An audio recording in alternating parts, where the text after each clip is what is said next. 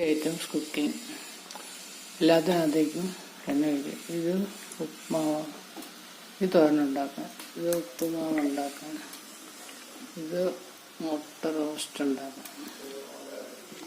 എല്ലാത്തിനും എണ്ണ ഒഴിച്ചിട്ട് എല്ലാത്തിനും കടുക് വറുക്കുന്നു. റോസ്റ്റിനുള്ള എണ്ണ ഒഴിച്ചു. ഇനി അതിൽ കടലിടുന്നു. ഉപ്പുമാവ്, മുട്ട റോസ്റ്റ്, തോരൻ, ഉള്ളിയും മാവൊക്കെ ഇട്ടു. ഇനി ചൂടായി കഴിഞ്ഞു ഉപ്പും മഞ്ഞളും ഇട്ടിട്ട് ചീലയിലിട്ടു കല്ലിട്ടു ഇളക്കി മുറിയിട്ട് വേവിക്കുന്നു.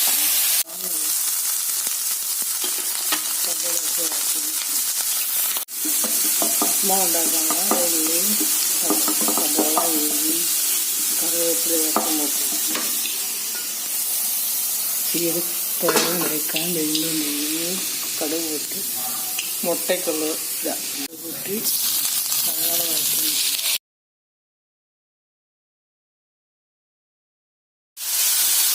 മുട്ടയ്ക്കുള്ള സവാള, ഇഞ്ചി, വെളുത്തുള്ളി, കറിവേപ്പിലയൊക്കെ വഴറ്റി നോക്കി. തോറിൻ്റെ ഇല ആയി വന്നു. ഇതിലേക്ക് തേങ്ങ കണ്ടിരുന്നു. മാവിൻ്റെ ഇല നോക്കാൻ നോക്കുന്നു. മുട്ടയുടെ സവാള കൂട്ടിക്കുന്നു. ഇതിലേക്ക് തേങ്ങ കണ്ടിടാം. ആവശ്യത്തിന് തേങ്ങ ചേർക്കുന്നു.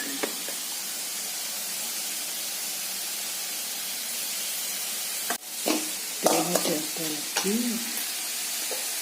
മാവിന് ഉപ്പും മഞ്ഞളും ചേർക്കുന്നു. സവാളയ്ക്കും കുറച്ച് ഉപ്പ് ചേർക്കുന്നു.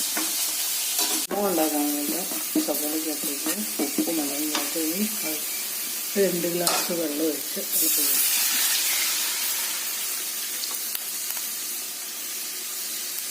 റോസ്റ്റ് ഉണ്ടാക്കാൻ സവാളയിലേക്ക് ഉപ്പിട്ടിട്ട് നോക്കിക്കുന്നു. തിളച്ച് കഴിയുമ്പോൾ തേങ്ങ ചേർത്തിട്ട് റവ ഇട്ടിളക്കും. ചീരത്തോരൻ ഇടുന്നുണ്ട്. തേങ്ങയൊക്കെ ചേർത്തിളക്കി ഇതിൽ തീയെടുക്കാം. വെള്ളം തിളപ്പിച്ചപ്പോഴും ഈ തേങ്ങ ഇട്ടിളക്കുന്നു. ഇനി ഇതിലേക്ക് 1.5 ഗ്ലാസ് റവ ഇട്ട് വേവിക്കാം. ഉപ്പുമാവുള്ള വെള്ളം തിളച്ച് ഈ റവ ഇടാം. മുട്ടയ്ക്കുള്ള സവാള മൂത്തുകൊണ്ടിരിക്കുന്നു. ഇതിലേക്ക് തക്കാളി അരിഞ്ഞിടുന്നു. മുട്ടയ്ക്കുള്ള സവാള മൂക്കുമ്പോഴത്തേക്കും മുട്ട പൊടിച്ച് വെച്ച് അത് തക്കാളി ഇടുന്നു.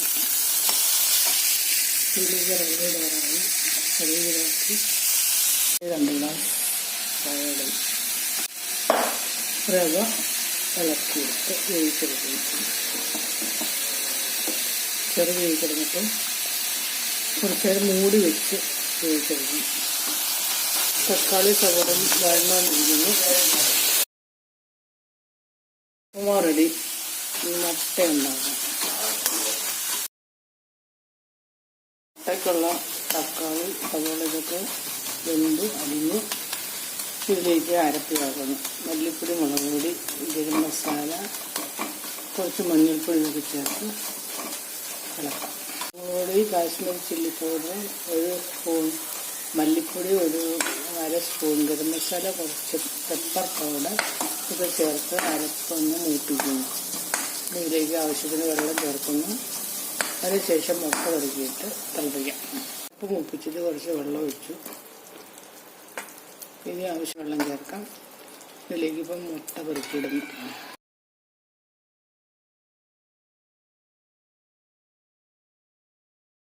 മുട്ട റോസ്റ്റ് റെഡിയായി.